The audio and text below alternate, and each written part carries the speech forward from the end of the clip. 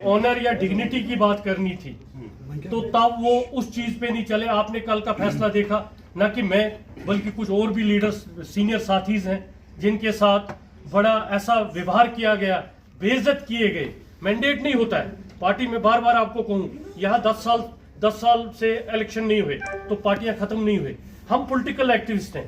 कयूम साहब मेरे साथ बैठे हैं, इन्होंने 2 इलेक्शन ऑलरेडी लड़े हैं, ये डीडीसी मेंबर हैं। तो हम पॉलिटिकल एक्टिविस्ट हैं।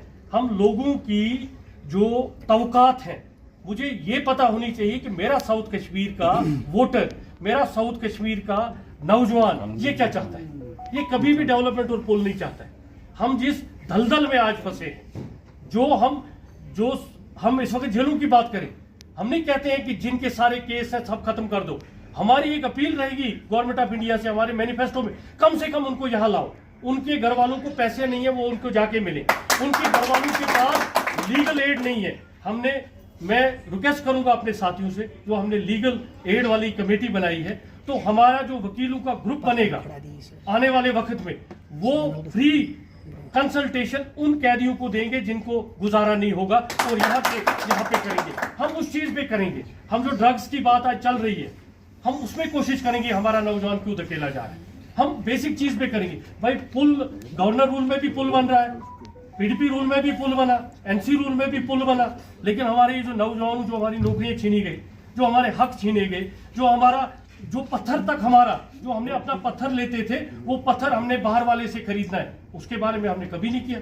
देखो वो चीजें जो है वो बेसिक है।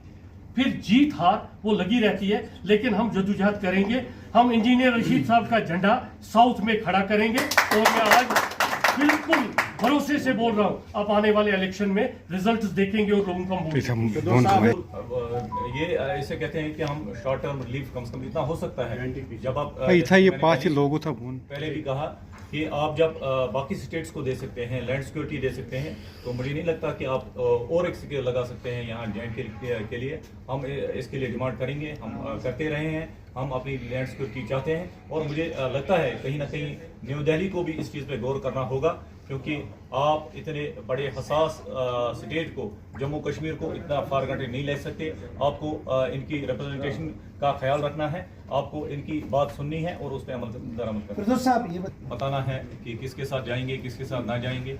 तो ऐसा कुछ भी अभी हमारे पास प्लान नहीं है। अभी हम फोकस कर रहे हैं डे 1 से, जब भी हमने पार्लियामेंट इलेक्शन जीते, तो हमारा फोकस रहा कि अगर जो भी इलेक्शंस होंगे, चाहे वो पंचायती इलेक्शन हो या बल्दियाती इलेक्शन हो या असेंबली इलेक्शन हो, हमने उस पर फोकस किया।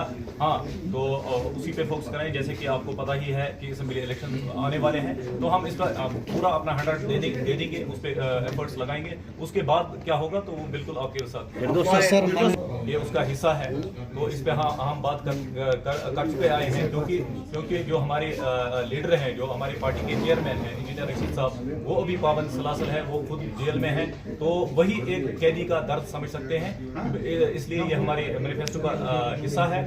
आप उनको लीगल एड डिनाई नहीं कर सकते, आप उनको जुडिशियल कस्टडी के नाम पे इतनी देर बंद नहीं रख सकते।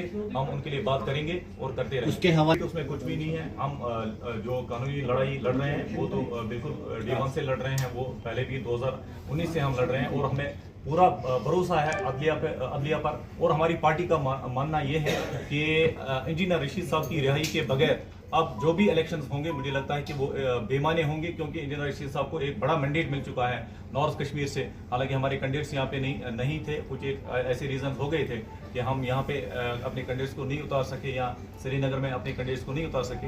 मगर जो लोगों का रुझान है, जो लोगों का जो सैलाब को आपको देखने को मिला नॉर्थ कश्मीर में, तो कानून इस चीज़ का भी ज़रूर ख्याल रखेगी। अब वो इंजीनियर रशीद साहब एक ऑर्डिनरी मैन नहीं है, वो रिप्रेजेंट करते हैं करीब 18.5 लाख लोगों को। कानून को इस चीज़ को भी देखना चाहिए।